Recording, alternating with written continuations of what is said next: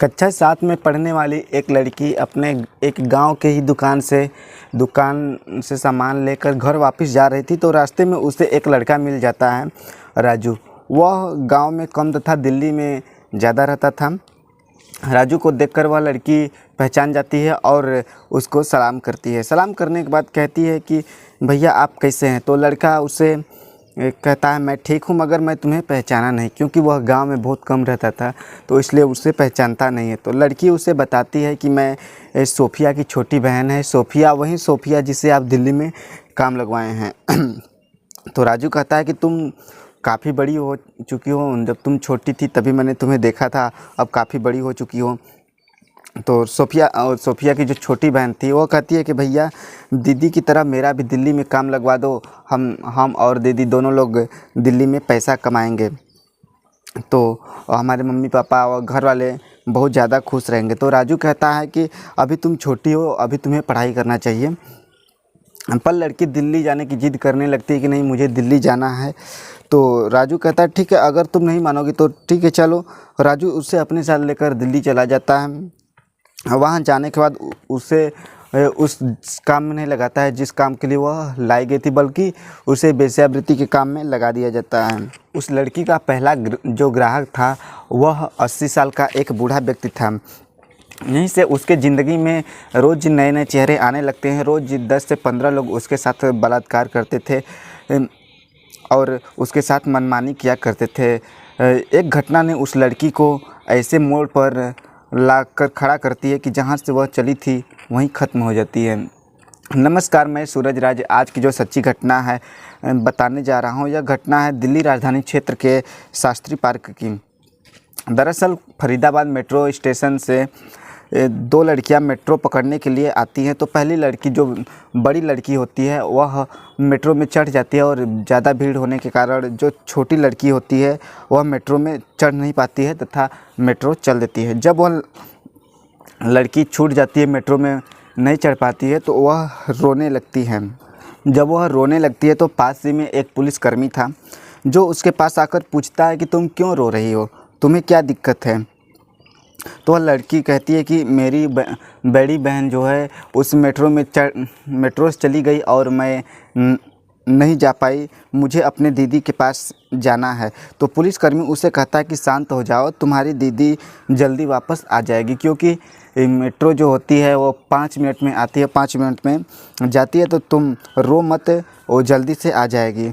जब कई घंटे बीत जाते हैं पर वह लड़की वापस नहीं आती है तो पुलिसकर्मी भी परेशान हो जाता है। तो वह इलाके का चाइल्ड वेलफेयर कमेटी जो होता है वहाँ से संपर्क करके लड़की को उनके हवाले कर देता है। जब उनके हवाले कर देता है तो जो होते हैं चाइल्ड वेलफेयर वाले, वे भी उसके दीदी के आने का इंतज़ार कर रहे थे, पर उसकी दीदी भी नहीं आती है। 1-2 दिन बीत जाते हैं तो जो चाइल्ड वेलफेयर वाले होते हैं वे शेल्टर होम में लड़की को पहुंचा देते हैं, जहां इस तरह के काफ़ी अनाथ बच्चे जहां पर रहते हैं वहां पे शेल्टर होम में उसे पहुंचा दिया जाता है। तो लगभग 1 महीने बीत जाने के बाद भी दिल्ली के लगभग जब शेल्टर होम में उस लड़की को 1 महीना बीत जाता है तो दिल्ली का एक शक्ति वाहिनी NGO है, तो उसके एक सदस्य को पता चलता है कि दिल्ली में एक लड़की मेट्रो से छूटकर वहाँ पर शेल्टर होम में रह रही। तो वह सदस्य जाता है सीधा दिल्ली के जो महिला आयोग के सदस्य हैं स्वाति मालीवाल, उनके पास जाता है और सारी बात बता देता है कि एक लड़की है जो अपने दीदी के साथ आई थी फरीदाबाद में और वह मेट्रो में नहीं चढ़ पाई, छूट गई है, इस समय शेल्टर होम में रह रही। तो जो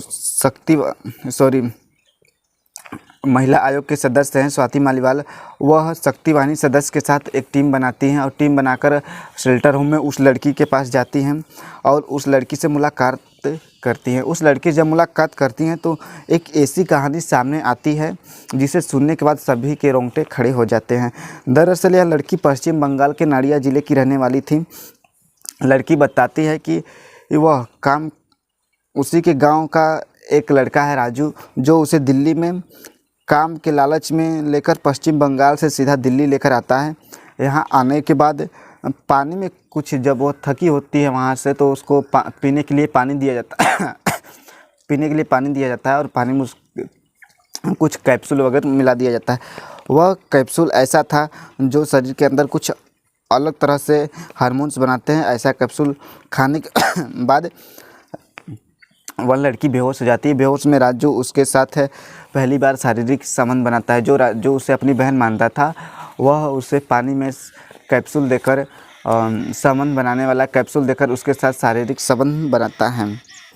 यह क्रिया राजू अपने ही घर में करता था, जहां उसके घर में उसकी बीवी और साली दोनों रहती थी, पर उसे उनके बीवी और साली को इस बात से कोई भी ऐतराज़ नहीं होता था। राजू उस लड़की के साथ कई दिनों तक कैप्सूल देकर उसके साथ बलात्कार कर रहा था। कुछ दिन बीत जाने के बाद एक दिन राजू के पास एक कॉल आती है जो एक बहुत ही अमीर व पैसे वाले 80 साल की एक बूढ़े आदमी की थी। वह कहता है कि मुझे एक लड़की की आवश्यकता है। तो राजू अपने साली के साथ उस आदमी के पास उस लड़की को भेज देता है और उसे कहा जाता है कि जैसा वो आदमी कहेगा तुम्हें वैसा ही करना है। फिर उसके बाद जब वह लड़की वहाँ पहुँचती है तो देखती है कि 80 साल का बूढ़ा अपने पोती के समान 13 साल की जो लड़की है उसके लड़की के साथ शारीरिक संबंध बनाता है। जब लड़की मना कर रही थी तो जो राजू की साली होती है उसे जान से मारने की धमकी देती है कि अगर तुम ऐसा नहीं करोगी तो तुम्हें मार दिया जाएगा। तो डर के मारे वह लड़की उस बूढ़े व्यक्ति के साथ शारीरिक संबंध बनाती है। फिर जब शारीरिक संबंध बनाने के बाद लगभग 1-1.5 घंटे बीत जाते हैं, वह उस राजू की साली के साथ अपने घर शास्त्री पार्क में वापस आ जाती है। घर आने के बाद वह अपने घर पश्चिम बंगाल जाने की जिद करने लगती है, पर राजू खुद उसे बलात्कार तो करता ही था और साथ ग्राहकों से भी करवाता था। एक दिन एक ग्राहक के पास फरीदाबाद गई थी। 1-2 घंटे बीत जाने जब उस ग्राहक के साथ समय बिताती है, फिर उसके बाद जब उस घर वापस आ रही थी तो फरीदाबाद मेट्रो में बैठते समय जो राजू की साली थी वह मेट्रो में चढ़ जाती है, पर जो लड़की होती है वह नहीं बैठ पाती है। वह रोती हुई पुलिस के पास चली जाती है। इतना सुनने के बाद महिला आयोग के अध्यक्ष स्वाति मालीवाल ने वहां के नज़दीकी थाने में FIR दर्ज करवाती हैं। साथ ही उस लड़की को लेकर राजू के घर चल देती हैं। पर राजू के घर जैसे ही पहुंचती हैं तो देखती हैं कि राजू अपने बीवी और साली के साथ वहां घर छोड़कर भाग गया है। फिर उसके बाद जो लड़की होती है उसके घर वाले को कांटेक्ट किया जाता है पश्चिम बंगाल में, तो उसके घर मम्मी पापा को बुलाया जाता है। आते हैं यहाँ पर दिल्ली में, फिर लड़की को लेकर उनको सही सलामत पश्चिम बंगाल पहुँचा दिया जाता है।